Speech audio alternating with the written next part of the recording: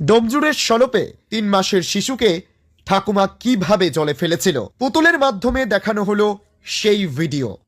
গত মঙ্গলবার ডোমজুড়ের সলপ পীরডাঙ্গায় ভোরবেলায় নিজের ঘুমন্ত নাতিকে পুকুরে ফেলে খুন করে ঠাকুমা সারথী বন্দ্যোপাধ্যায়। এই ঘটনায় ডোমজুড় থানা পুলিশ তাকে দফায় দফায় জিজ্ঞাসাবাদের পর গ্রেপ্তার করে। ধৃতকে বুধবার হাওড়া আদালতে তোলা হলে বিচারক তাকে 5 দিনের পুলিশি হেফাজতের নির্দেশ দেন।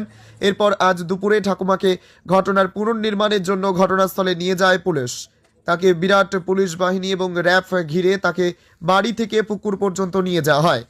তার কোলে একটি বড় পুতুল ছিল। পুতুলের মাধ্যমে সে পুলিশকে দেখায় কিভাবে নিজের 3 মাসের নাতিকে গলা টিপে খুন করার পর পুকুরে ফেলে দেয়। পুলিশের পক্ষ থেকে গোটা ঘটনাটি ক্যামেরাবন্দি করা হয়। প্রাথমিক তদন্তে পুলিশ জানতে পেরেছে বৌমার সঙ্গে তার বনিবনা না হওয়ায় এই ঘটনা ঘটিয়েছে। গ্রামবাসীরা এই নৃশংস হত্যাকাণ্ডের ঠাকুমার কঠোর সাজার দাবি করেছেন।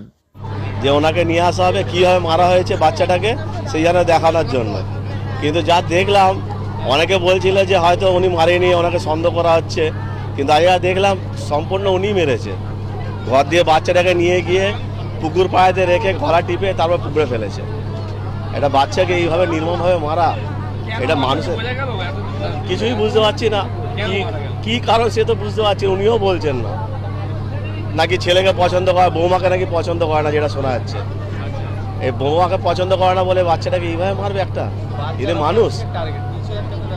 হ্যাঁ, বাচ্চা মানে কি ওর মাকে দেখে না, বলছে নাকি দেখে না। আমার যেটা খবর আছে, এই আমরা নিজেরা দেখি যে এই একটাই ছেলে যে ওকে দেখে, আর একটা ছেলে রয়েছে, দাদা রয়েছে, তাকে কিন্তু একবারও দেখে না, মাকে একটুও দেখে না। তার 2টো ছেলে, আবার যে দাদা রয়েছে তার 2টো ছেলে, সে নাকি ঘরেও ঢুকতে দেয় না।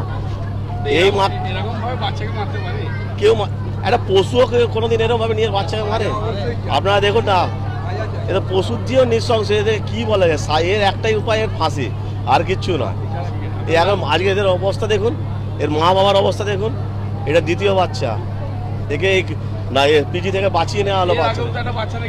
এর আগেও একটা বাচ্চা মারা গেছে। এখন তো সন্দেহ তো ওইটাই যে দুধকে দেখে কেউ গলায় আটকে দুধ আটকে মরে গেছে। হয়তো আমাদের সন্দেহ তো ওর কাছেই যাবে। আপনার নাম? অমিত দত্ত।